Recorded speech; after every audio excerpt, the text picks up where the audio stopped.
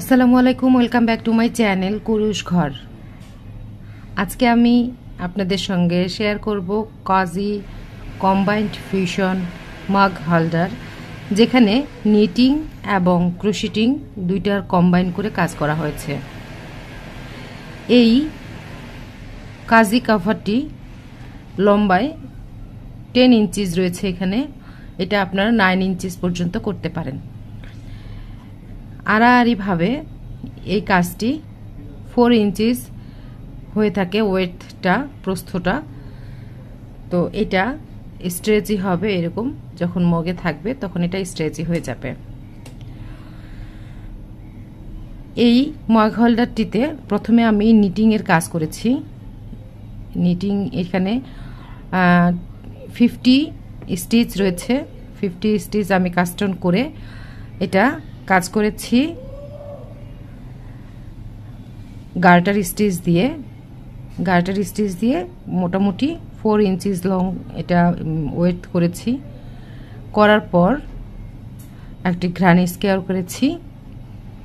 Granny স্কোয়ারটি করার পর এটা হচ্ছে একটা ক্লাসিক গ্রানি স্কোয়ার। এই গ্রানি স্কোয়ারের টিউটোরিয়ালটি চ্যানেলে রয়েছে, আপনাদেরকে আমি ডেসক্রিপশন বক্সে লিংক দিয়ে দিয়েছি। এরপরে আমি জয়েন করেছি, জয়েনের টিউটোরিয়ালটি রয়েছে।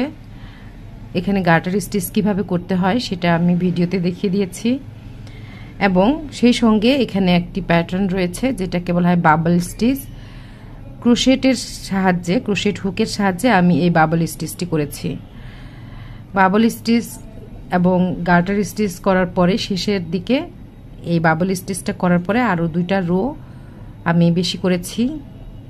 দেন জয়েন করেছি গ্রানি স্কোয়ার জয়েন করার পরে আমি এখানে সিঙ্গেল ক্রোশে দিয়ে চারপাশে একটা বর্ডার লাইন করেছি। 1 রো 1 রাউন্ড সিঙ্গেল ক্রোশে দিয়েছি। দেওয়ার পরেই এখানে যে দ্বিতীয় লাইনটা, এই যে অ্যাশ কালারের যে রোটা রয়েছে রাউন্ডটা, সেটার সঙ্গে আমি এখানে একটা প্রথমে চেইন করেছি 20 চেইন করার পর এখানে সিঙ্গেল ক্রোশে দিয়ে এই রাউন্ডটা করে দিয়েছি। একটা বাটন হোল্ডার হিসেবে এটা কাজ করবে।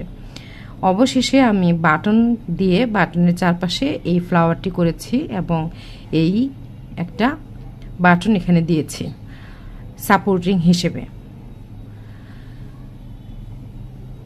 প্রতিটির টিউটোরিয়াল আমি যুক্ত করছি, আপনাদের সঙ্গে শেয়ার করছি। আপনারা এই প্যাটার্নটাকে ফলো করে খুব সুন্দর করে এরকম একটা কাজি বানিয়ে ফেলতে পারবেন। তো তাহলে অবশ্যই আপনাদের এই টিউটোরিয়ালটি ভালো লাগবে এবং নিজেদের জন্য অবশ্যই একটি বানিয়ে ফেলবেন। এটি আমার নিজস্ব ডিজাইন, জাস্ট স্টিচগুলোকে ব্যবহার করেছি দিয়ে নিজস্বভাবে এই ডিজাইনটি আমি করেছি। আশা করি ভালো লাগবে এবং আপনাদের প্রয়োজনে আসবে প্যাটার্নগুলি। যদি কোনো প্রশ্ন থেকে থাকে অবশ্যই কমেন্টস বক্সে আপনারা জানাবেন, এবং কেমন হলো আমার ভিডিওটি সেটা অবশ্যই জানাবেন এবং ভিডিওটি শেষ পর্যন্ত থাকবেন। যদি টিউটোরিয়ালটি ভালো লেগে থাকে চ্যানেলটিকে সাবস্ক্রাইব করে দিবেন এবং আপডেট নোটিফিকেশনগুলি পাওয়ার জন্য অবশ্যই বেল বাটনটি অন করে দিবেন। চলুন তাহলে শুরু করি আজকের এই কাজি মগ হোল্ডারটি।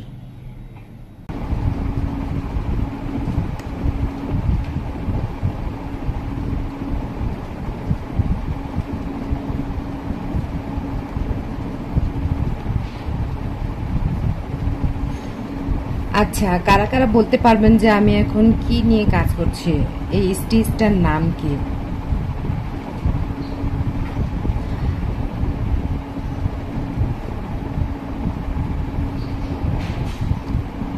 অবশ্যই যারা প্রথমেই কমেন্টস করবেন এই স্টিচের নাম কি, তারা অবশ্যই পেয়ে যাচ্ছেন একটা স্পেশাল থ্যাঙ্কস ফ্রম কুরুশ ঘর।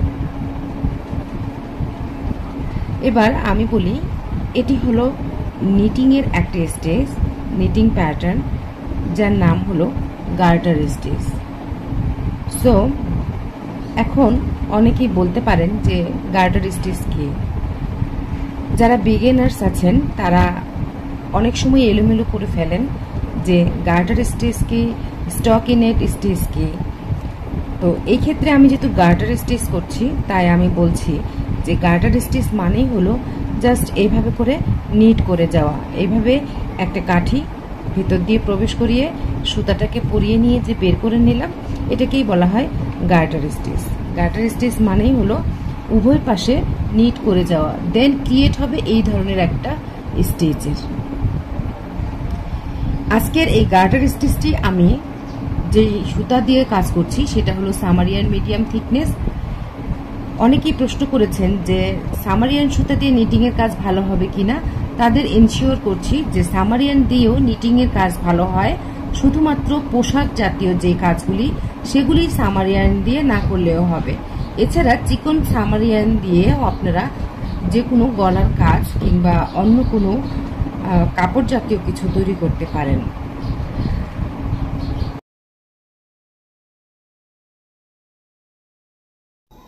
গার্টার স্টিচ করার পর নির্দিষ্ট যতগুলি রো আপনি করবেন সেটা করার পর এরপরে আমি এখানে বাবল স্টিচটা দিয়েছি। তো বাবল স্টিচ করার জন্য প্রথমে দুইটা স্টিচ নিট করে নেব। এরপর ক্রোশেটের হুকের সাহায্যে আমি যে কোনো একটু বড় সাইজের হুকটা নিলে একটু ফ্ল্যাপি থাকবে বাবলটা। সো যেই স্টিচটাকে আমি বাবল করব সেই স্টিচটা ক্রোশেটের হুকের মধ্যে নিয়ে নেব। এরপরে আমি এখানে যেভাবে আমরা বাবল স্টিচ করি ইয়ার্ন ওভার করব। আপনি যত টাইমস ইয়ার্ন ওভার করবেন আপনার বাবলটা তত বড় হবে। তো আমি এখানে 6 আর 7 টাইমস ইয়ার্ন ওভার করেছি।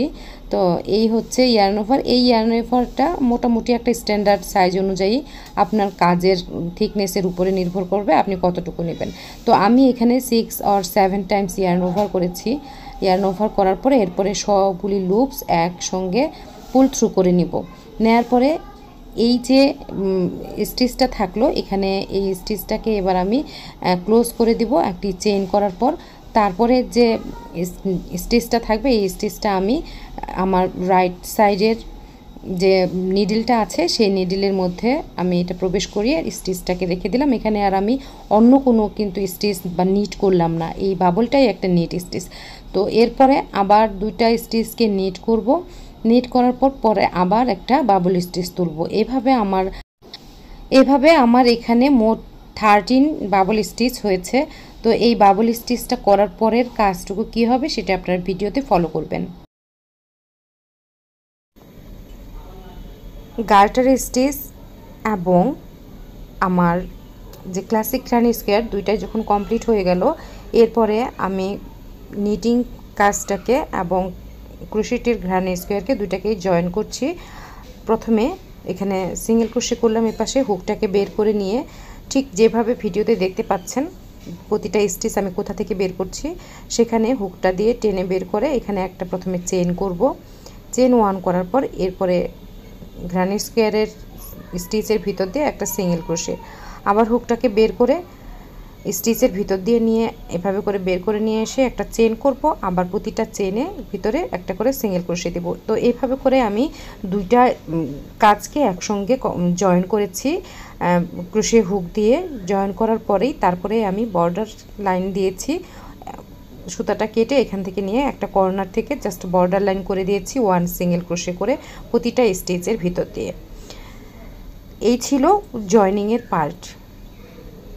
জয়েনিংয়ের পার্টের পরে বর্ডার পার্ট, দেন আমি একটা হোল সৃষ্টি করেছি। কিভাবে আমি হোল করেছি সেটা তো আপনাদের আমি শেয়ার করেছি প্রথম ভিডিওটাতেই, এবং তারপরে একটা বাটন দিয়েছি। যে কোনো একটা ফুল দিতে পারেন কিংবা যে কোনো একটা বাটন আপনারা সেট করে দিতে পারলেই হয়ে গেল আপনাদের কজি একটা নতুন একটা ডিজাইন নিজস্ব এবং খুব সুন্দর। আপনারা এরপরে আশা করি নিজেরাই তুলতে পারবেন। আপনাদের অনেক অনেক ধন্যবাদ, আপনারা শেষ পর্যন্ত ভিডিওটি দেখেছেন। ভালো লাগলে অবশ্যই চ্যানেলটিতে সাবস্ক্রাইব করে দিবেন। ধন্যবাদ, দেখা হবে পরের ভিডিওতে।